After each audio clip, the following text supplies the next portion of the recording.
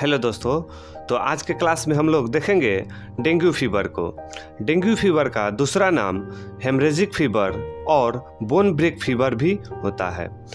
इसको haemorrhagic fever और bone break fever क्यों बोला जाता है, इसको हम लोग इस वीडियो में आगे देखेंगे। तो इस वीडियो में हम लोग देखेंगे डेंगू फीवर क्या होता है, डेंगू फीवर क्यों होता है, डेंगू फीवर का कॉजेटिव एजेंट क्या होता है और डेंगू फीवर का सिम्टम्स क्या होता है और डेंगू फीवर का ट्रीटमेंट कैसे किया जाता है, उसको हम लोग इस वीडियो में देखेंगे।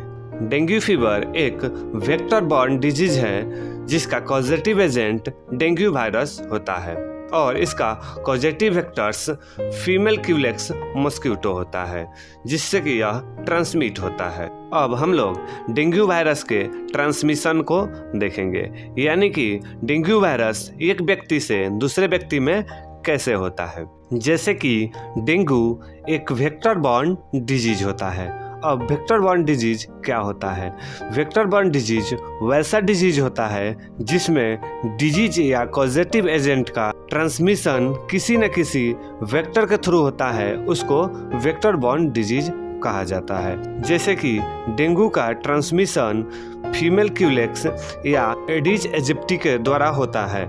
जब फीमेल क्यूलेक्स मॉस्किटो किसी भी इन्फेक्टेड पर्सन को बाइट करती है और वहां से ब्लड को सक करती है, तब ब्लड के साथ साथ डेंगू वायरस को भी सक करती है और वह डेंगू वायरस फीमेल क्यूलेक्स के गट में जाकर के रिप्लिकेट होता है।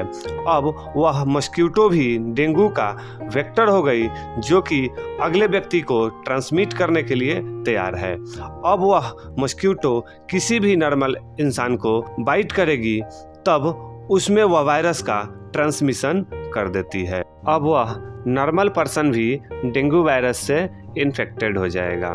जब डेंगू वायरस किसी भी नॉर्मल पर्सन के बॉडी में एंटर करता है तब वह डायरेक्ट बोन मैरो टिश्यू पर अटैक करता है और वहाँ प्लेटलेट बनने वाले स्टेम सेल्स को डैमेज करता है। प्लेटलेट बनने वाला स्टेम सेल मेगाकैरियोब्लास्ट होता है और डेंगू वायरस उसी सेल पर डायरेक्ट अटैक करता है। इसी के वजह से डेंगू में प्लेटलेट काउंट रैपिडली डिक्रीज होता है, कम होता है। जब प्लेटलेट काउंट रैपिडली कम होता है और ज़्यादा कम हो जाता है तब डेंगू के सीवियर सिम्टम्स हेमरेज देखने को मिलता है, जिसमें नेजल ब्लीडिंग, रेक्टल ब्लीडिंग और स्किन पर परप्यूरा जैसे लक्षण देखने को मिलता है। अब हम लोग डेंगू के कॉमन सिम्टम्स को देखेंगे।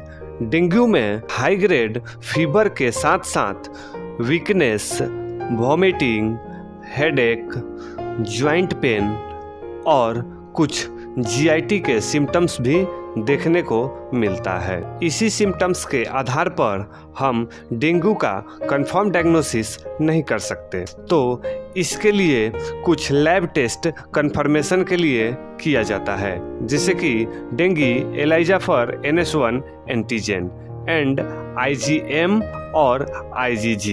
NS1 डेंगी वायरस के नॉन स्ट्रक्चरल प्रोटीन होता है जो कि डेंगू के डे 1 इन्फेक्शन को शो करता है और IgM एंटीबॉडी टेस्ट होता है जो कि 3 से 7 दिन के अंदर अपीयर होता है और IgG 7 से 15 दिन के अंदर अपीयर होता है। तो यह हम कह सकते हैं कि NS1 एंटीजन और IgM रिसेंट डेंगू के इन्फेक्शन को शो करता है, जबकि IgG लेट इन्फेक्शन को शो करता है।